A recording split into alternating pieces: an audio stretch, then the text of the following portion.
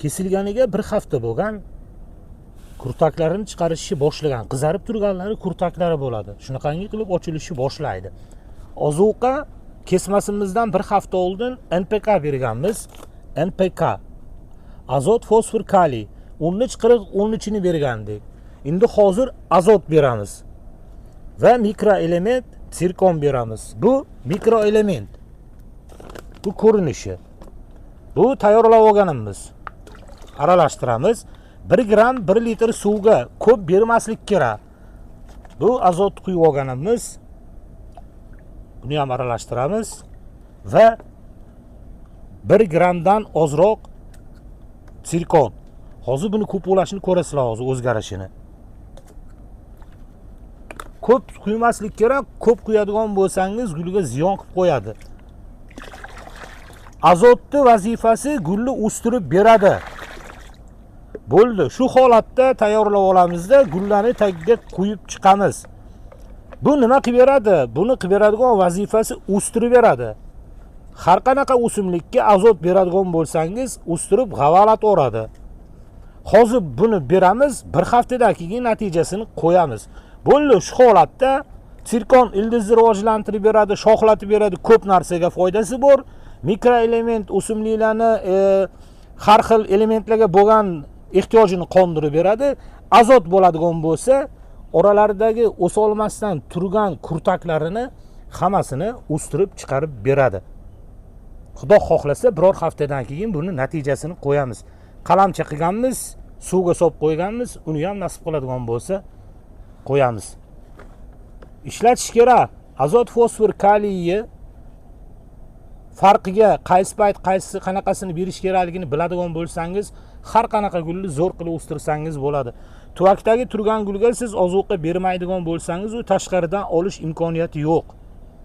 Tanasi qancha kattalashgan sari shuncha unga ozuqa kerak bo'ladi. Sababi bargi ushlab turish uchun ham, tanani ushlab turish uchun ham ozuqa berish kerak bo'ladi. Siz beradigan pereks, vodorod, yod, yana nimalardir, aptechnik dorilar, ular hammasi laxatron. Xafa bo'lmaysizlar, shunaqa devordim. Tarkibida azoti yo'q, tarkibida fosfori yo'q, tarkibida kaliysi yo'q. Mikroelementlar ham bitta, hozir ozginasi yozilgan, bundan tashqari ham bir dunyo narsasi bo'ladi bularning ichida.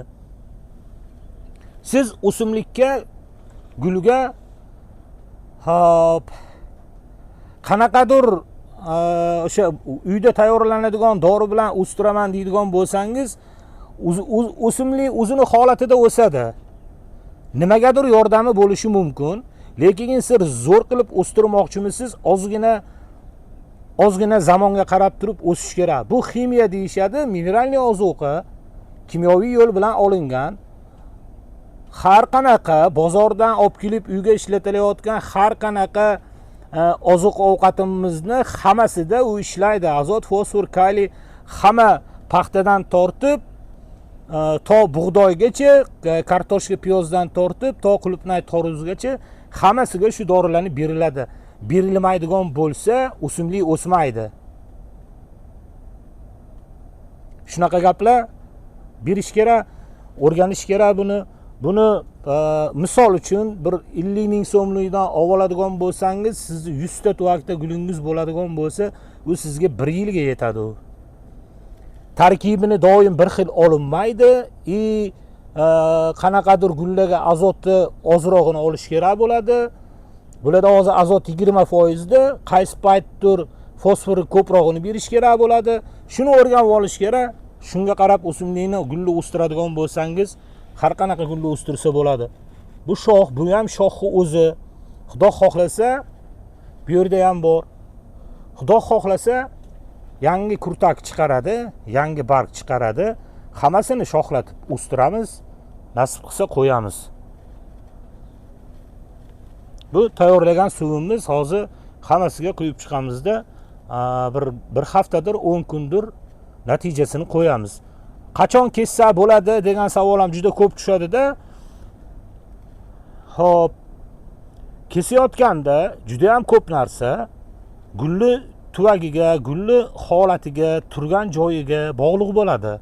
O'shaning uchun ko'rmasdan turib, ertaga kesing, bir haftadan keyin kesing, yo kessangiz bo'ladi, kessangiz bo'lmaydi deb bo'lmaydi.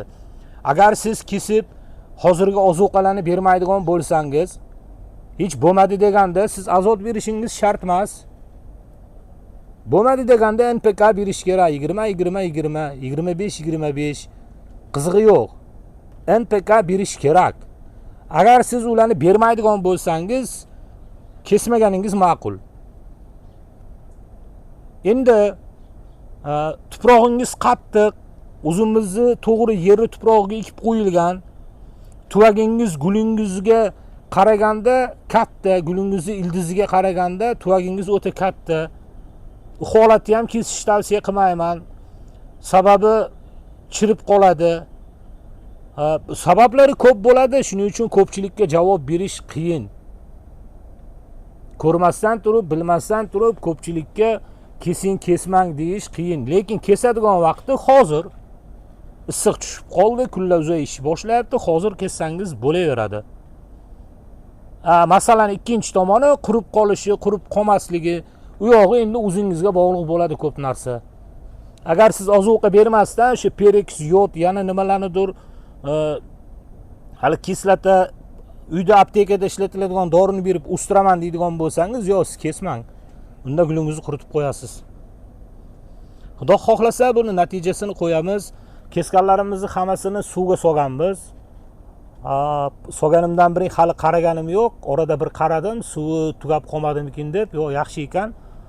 Xudo xohlasa uni ham natijasini qo'yamiz. Bu xlorofitum o'sishni boshlagan. Buni ham natijasini qo'yamiz. Bo'ldi menimcha. Qizgan vaqtingizga rozi bo'lasizlar. Rahmat, yaxshilikda ko'rishaylik.